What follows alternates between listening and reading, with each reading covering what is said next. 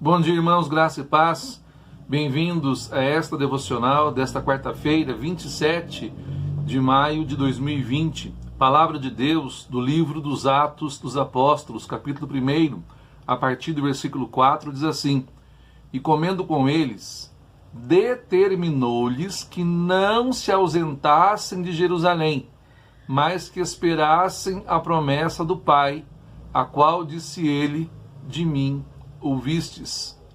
Até aqui. Nós estamos vivendo a semana de Pentecostes.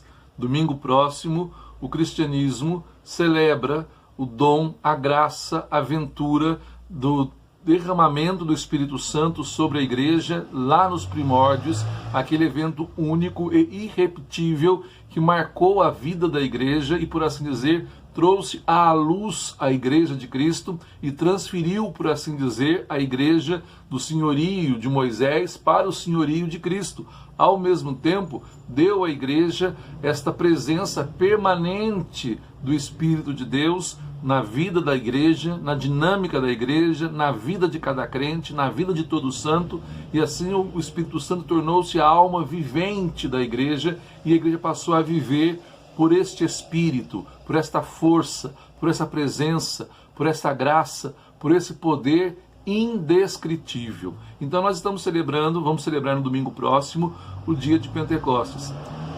Das três benditas e excelsas pessoas da Trindade, de um Deus que subsiste em três pessoas, numa única deidade, a pessoa mais desconhecida e ao mesmo tempo a pessoa mais mal compreendida, por incrível que pareça, é o Espírito Santo.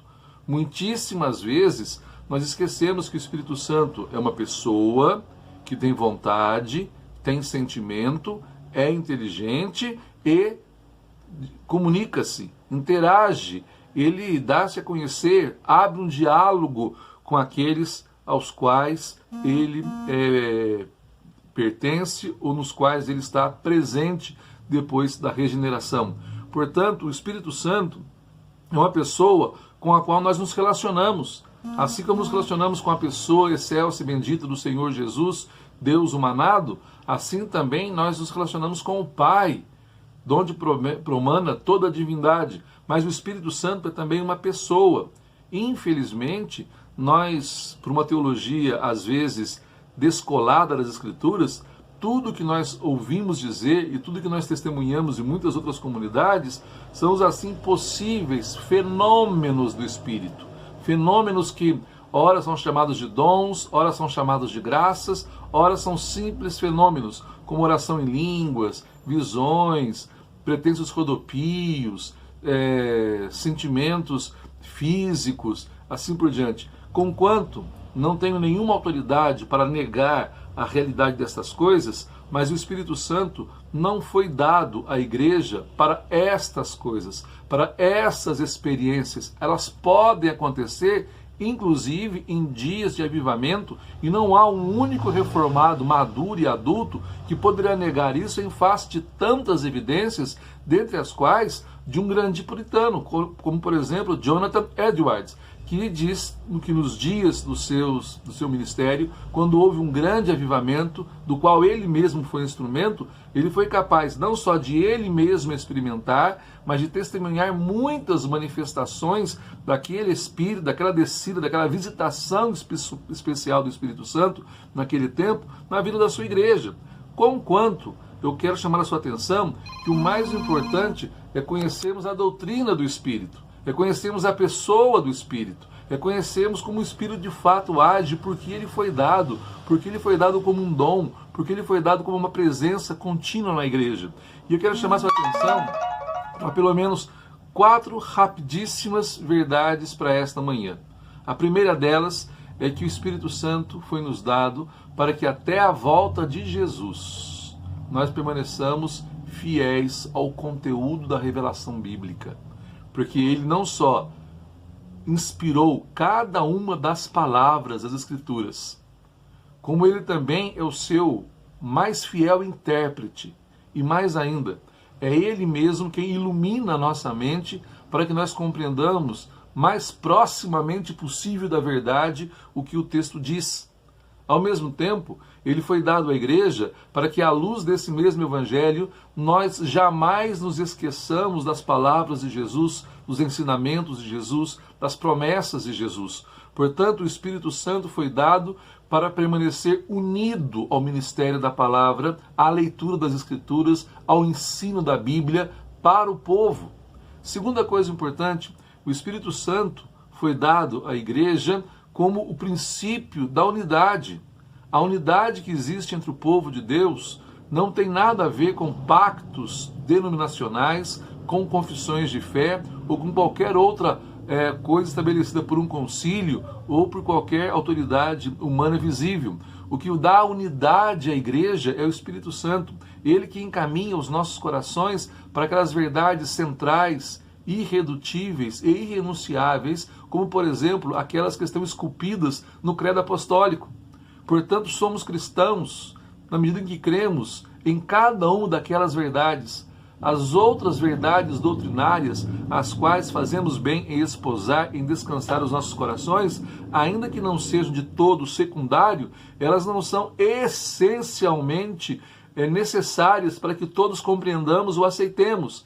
Mas estas 12 contidas nos 12 artigos do credo, por exemplo, estas são inegociáveis. E o Espírito Santo nos conduz a crer, a receber, a descansar, a confessar estas verdades como o povo único de Deus, espalhado por toda a face da terra, dividido e organizado nas mais diversas e variadas denominações, porque à luz da natureza os homens têm o direito e devem fazê-lo para organizar-se conforme as suas conveniências, mas o que é inegociável é o fulcro da doutrina, é o centro, o âmago da verdade, e para isso não há força, não há autoridade, não há política eclesiástica suficiente. Os nossos corações são levados a crer de maneira unânime nestas coisas, porque o Espírito Santo nos conduz a toda a verdade. Ele que nos leva à verdade. Ele que faz com que nesta verdade nós encontremos unidade. Não existe unidade sem verdade. Primeiro a verdade e, como consequência dela, a unidade. Foi Martinho Lutero mesmo, um dos grandes intérpretes das Escrituras, um homem iluminado pelo Espírito Santo, quem disse: a verdade a qualquer custo, a unidade, se possível. E ele fazia um discurso ad hominem, ou seja, na sua compreensão. Mas aí está uma presença seminal do Espírito Santo. Porque primeiro ele nos conduz à verdade, salvaguarda a verdade, nos dá a compreensão da verdade. E desta verdade nasce uma unidade que ela é indestrutível, porque ela não está baseada em conceitos, preceitos ou arranjos humanos de política eclesiástica ou de qualquer outra natureza, mas porque o Espírito Santo conduziu-nos os nossos corações para uma crença, para um sentimento, para uma confissão de fé comum. Jesus Cristo é Senhor para a glória de Deus Pai. Então, junto às Escrituras, a verdade que dela emana e que nós apreendemos, o Espírito Santo então convida o nosso coração e convoca o nosso coração para a construção da unidade, que mais tarde há de se manifestar em forma de amor fraterno, bem-querência, comunhão entre os irmãos, proximidade, senso de pertença, familiaridade, aqueles aspectos da amorização. Tudo isso o Espírito Santo faz, tudo isso é obra desse Espírito. Depois desta verdade e depois da unidade, o Espírito Santo é o grande promotor das missões. O livro que nós acabamos de ler, ou o trechinho do livro que acabamos de ler, Atos dos Apóstolos, poderia muito bem ser chamado de o Evangelho do Espírito Santo ou o Evangelho do Espírito Santo pondo a igreja em missão. É exatamente isso que nós vemos nos 28 capítulos do livro de Atos dos Apóstolos. O Espírito Santo proporcionando, mobilizando, dando a ocasião, abrindo a porta, separando homens, capacitando-os, empoderando-os, fazendo sinais e maravilhas para o avanço do Evangelho, de modo que ele penetrasse nas camadas mais profundas do próprio Império Romano e se espalhasse por todo o território habitado. Aqui está um grande segredo. O Espírito Santo foi dado à igreja para empoderar, mobilizar, convencer a igreja de que ela precisa colocar-se em missões. Posto isso, já que o Espírito Santo foi dado à igreja para estas coisas, e ele é uma pessoa com quem nós podemos nos relacionar, ele tem sensibilidade, sentimentos, vontade e inteligência, significa que nós podemos então conversar com ele, pedir a ele, suplicar-lhe. Então, nesta semana próxima a Pentecostes, nesses dias,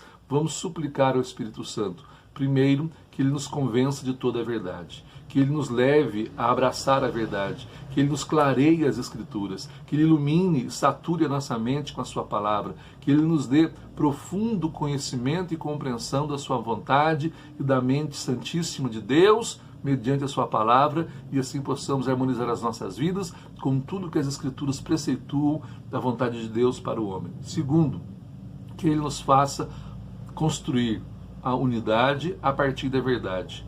Que sejamos homens e mulheres que levantem mais pontes do que muros. E encontrando muros, que nós façamos de tudo para derrubá-los, para que haja fraternidade, comunhão, amizade, bem-querência, amor entre nós, para um testemunho cada vez mais potente e cada vez mais desconcertante do senhorio de Cristo sobre as nossas vidas, ele que é o cabeça da igreja, embora sejamos muitos membros, mas um único corpo.